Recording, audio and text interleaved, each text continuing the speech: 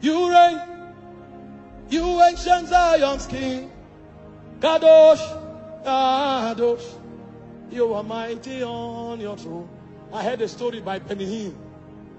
His son was misbehaving, Joshua. He counseled him, he advised him, none was working.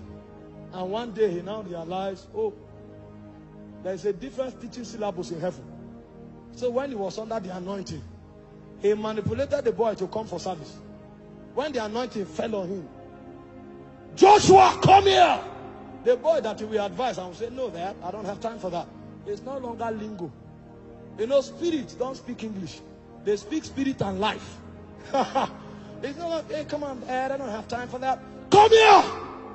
And Joshua was, when this heart stops, God, use him for your glory. From that day, Joshua changed. Because he brought heaven. He brought heaven. Why do we struggle? Because we don't labor to ascend. You kneel down for 5 minutes. Oh, Father, thank you. Church delays for 5 extra minutes. Oh, come on, I'm tired. You will be earthly because you pamper flesh. But Moses, the Bible said, he ascended Sinai. Moses was 80 years old. Sinai is over 7,000 feet tall. How can an 80-year-old man climb that mountain? Because he knew on the mountain, the pillar of the presence was standing. So he can decimate the flesh. The guy could fall 1,000 times. He will stand up. His knees and his legs will be blistered. But the goal was on top of the mountain. Because that's where Moses becomes a god. When you are earthly, you can never assume the status of the new creation. The new creation is a God man. But have you seen him? I know you have read the Logos. But have you seen the living word? I was in the Isle of Patmos. He ascended. When you climb the mountain top, then you are fit to do business in deep waters. But many times, our flesh won't let us. If sleep is what stops you from climbing, don't sleep, don't lie down and pray. Walk. Because by all means, you must culture your environment. Because that's your advantage. You may take it for granted. But when the day of trouble comes, it didn't say you will fail because God is weak. He said you will fail because your strength is little. Your strength is little. You have not learned how to exchange human strength for the strength of God. God taught me this the hard way. I was fasting. When it's 3 o'clock, I want to die. And God told me, if you want to defy hunger, begin to pray loud now. And I said, how can I? I'm tired. You are saying pray loud. How do I do it? I didn't know there was another energy level in God. I wish I had time. There's something called endunamo. When you tap into God, you will be strengthened. And the day I tried it, all of a sudden, after 30 minutes, I was mantled with strength. And I prayed for 2 hours. I should have ended the fast by 6, but when it was 6, I wasn't hungry. That was when I understood how to eat angel's bread. Because angel's bread in the New Testament is not a bread on fire. It is the proceeding word of God. When you enter there, it is shot into your spirit. And suddenly you wake up like a giant. The things that threatened you, that you felt before, you begin to command them. Because now, you are talking from the mountain top.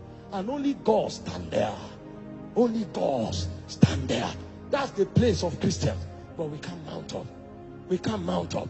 We can't mount up. We think there's an advantage. There is no other advantage unless you enter Zion. Men will fail you. He said, woe unto the man that putteth his trust in the arm of flesh. Woe unto him. That failure has already happened. It only requires time to manifest. The only way to be eternally assured is when you begin to pick signals from the realm of Zion.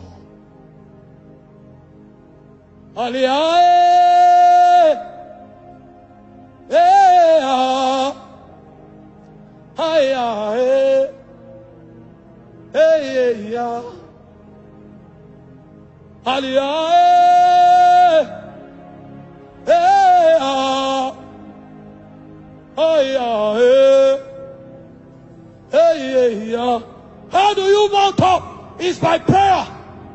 It is hard, but it's the only way. The journey into the presence is the journey of prayer.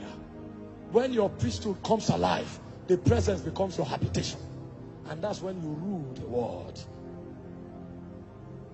That's when you rule the world. But many don't go there. We don't travel far enough. You know, somebody is receiving the grace for prayer now. Please don't be distracted. Just stay calm.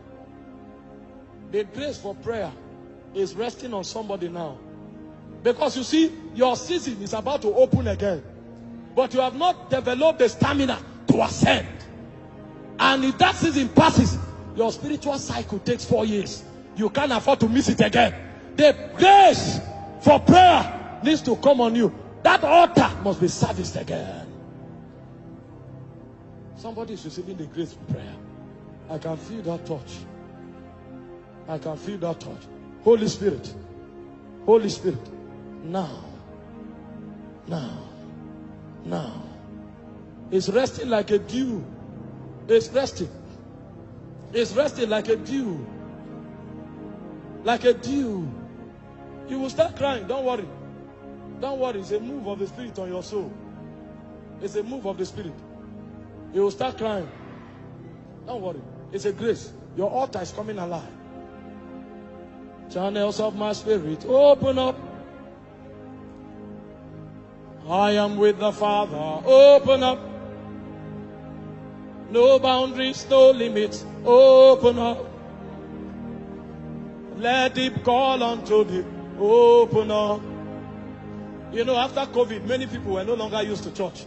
And they come to church, they are tired. They want to sit at home and be eating biscuits and drinking wine and watching service. Oh, what has happened to us? Somebody is receiving power to trust through the Spirit. No boundaries, no limits. Open up. Let deep call unto deep. Open up. Channels of my spirit. Open up. I am with the Father. Open up. No boundaries, no limits. Open up. Let deep call unto deep. Open up.